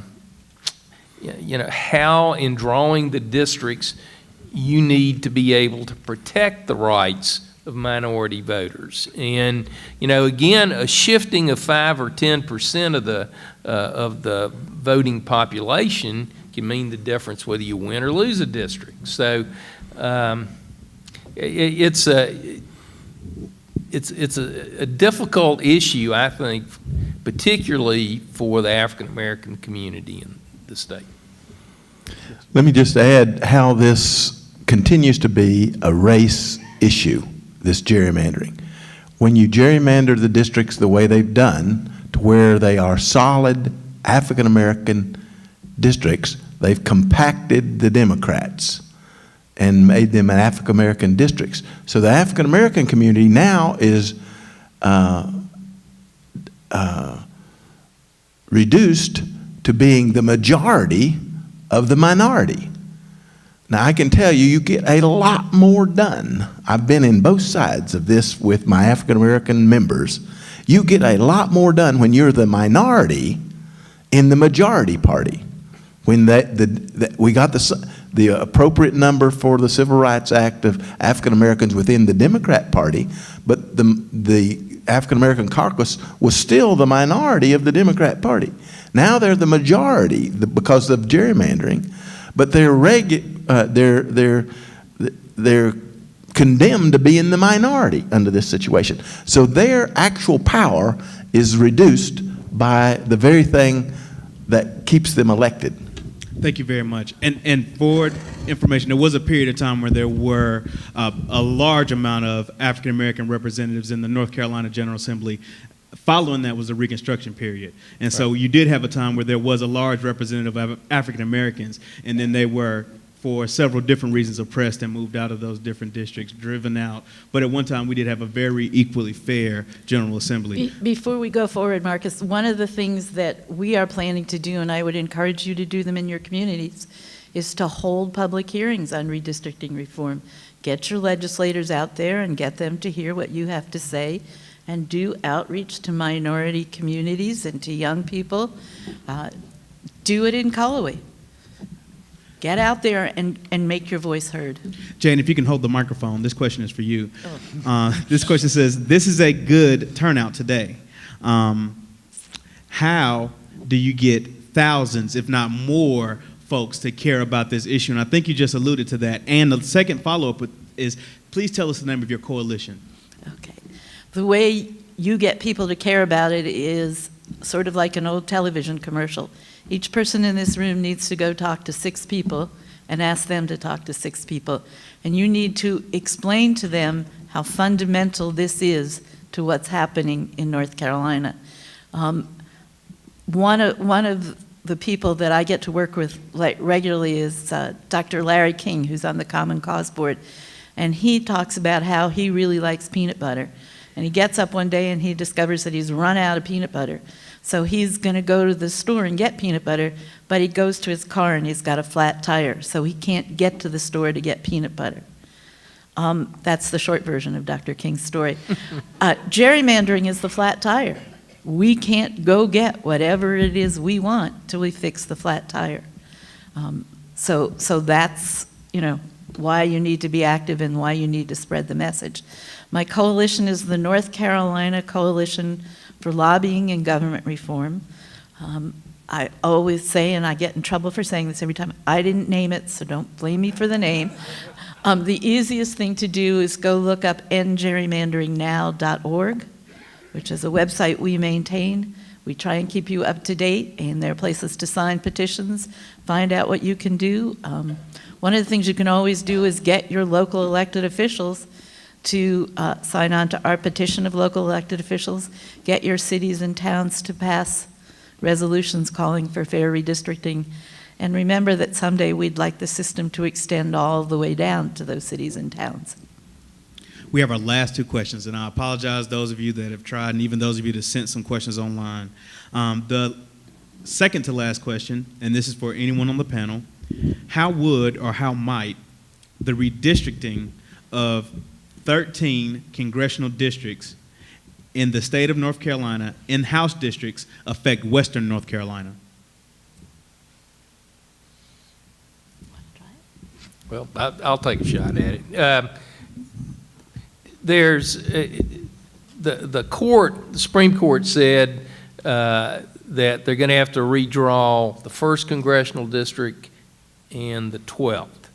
And so there's a domino effect because of the one person, one vote. Once you start changing one district, it's sort of like a tide flowing west since the 1st district's in the east. So there will be some numerical changes in the composition. But again, going back to the criteria, that's sort of the critical part. But I think what all of us would like are contested elections in which candidates from all parties, including the Libertarians or the Green Party, are out there having a constructive dialogue about how to solve problems as opposed to sort of knee-jerk reactions to extreme wings of their particular party. And so one can only hope that a fair redistricting process encourages more people to run and encourages a more constructive dialogue about solving problems. So that would be. I might just add that, when you're drawing a congressional map, you got to have, I guess, roughly 700 and some thousand voters. So if you think about Western North Carolina west of Asheville, I'm not sure it's big enough. In fact, I know it's not big enough population-wise to justify an entire district. So you're going to have to go further east somewhere. And so a Western North Carolina district, or a district that includes most of Western North Carolina, you're going to get to Asheville, and then you're going to have to decide how the map's drawn. And if you're looking at partisan politics, I think we've seen what has happened. It gets carved up and moved around and that sort of thing. But if not, it's likely to be more contiguous counties, go through Buncombe County. So you could expect probably a more competitive district. I think even the one the judges drew, which I think is a pretty fair group of maps, leaned Republican. But it doesn't mean it wouldn't be more competitive than the districts are now. Looking at the 2016 election, remember there wasn't a single congressional election in North Carolina in which the winner didn't get at least 56% of the vote. At least 56%. All but 2 got over 58% of the vote, all but 2 of the 13 districts. That's a huge victory margin. So those are all very carefully gerrymandered districts. Let me just add to what Tom says. Fairer districts generate better candidates. You know, you don't run in if you're going to get beat 60-40, and a better district and a better candidate produces more equitable resources, you know, for the campaigns. So you don't have the disparity of the incumbent getting $1 million and the challenger, you know, has a couple of $100,000 at best. And I do, before we sign off, I want to agree with Joe Sam about the campaign finance aspects of all this. I think in some respects that's more dangerous to democracy than even gerrymandering. And one of the things that troubles me, in addition to the big outside money, is we have unopposed legislative leaders, and this has occurred in both parties, who raise $1 million and have no opposition, which they then use to sugar around to, you know, selected close districts. And that just, to me, I don't care, you know, whether it was Senator Bass Knight or Senator Berger, is just fundamentally flawed system. So while we're out solving gerrymandering, let's solve campaign finance reform too. Yeah. Very good. Did you have a follow-up? Well, you want to get to the end, and I know everybody'd like to go home, but money is the problem. And if you gerrymander and you have power, then you control money. The lobbyists pay for access to power. The big money pays your politicians to do their bidding. And if the people don't own their own politicians with their vote, then the money interests do. And that's what we are fighting against. And gerrymandering is one of the ways that one party or the other, it just happens to be right now, particularly Republican in this state, but one party or the other. We used to be a one-party state. It was a very different kind of system, but we've got to get money out, then the people's voice will come forward and positive change will happen once again. Chair Irvin, I'll let you end with this question and anyone else, but we cannot have a question with this type of information in it. In North Carolina, one of the 13 original colonies, we have to invoke this person in this question. When the U.S. Constitution was written, the only request made by our first president, George Washington, was to change the ratio of representation from 1 in 40,000 to 1 in 30,000. In 1928, however, Congress resolved to fix the number of representatives at 435. Consequently, today, we have 1 representative for every 750,000 citizens in America. Do you think redistricting and gerrymandering would be such a problem with 1 representative for every 30,000 citizens? No. I think the problem. Yeah, I think the problem would be space. I figure this out. It's like that. So if we held to that standard to be, it's like 20,000. Whoever asked the question probably did the same math. But anyway, it's thousands and thousands and thousands of members. So I don't think that's realistic. But I think it's a really smart point, right? And to me, there's 2 really lots of smart things. 2 that hit me. 1, we change the Constitution with regularity in this country. We act like we don't. And so one response I hear to this, to folks not wanting to change gerrymandering or change other things is, well, you can't change the Constitution, it's sacrosanct. But we did, right? We did set the number of members of Congress at 435 because that's the number we had when we changed it. We moved from indirect election of senators to direct election of senators. We do make these changes, and they're fundamental to who we are. Right now it would seem almost insane to have our state legislators elect our United States senators. So I think, no, I don't think it would radically change gerrymandering, but I think the point underscores something really important about democracy. One last point is that we don't actually have compliance with Baker versus Carr on a national basis, because we have some states that have less than 750,000 people in them, and they get a congressperson.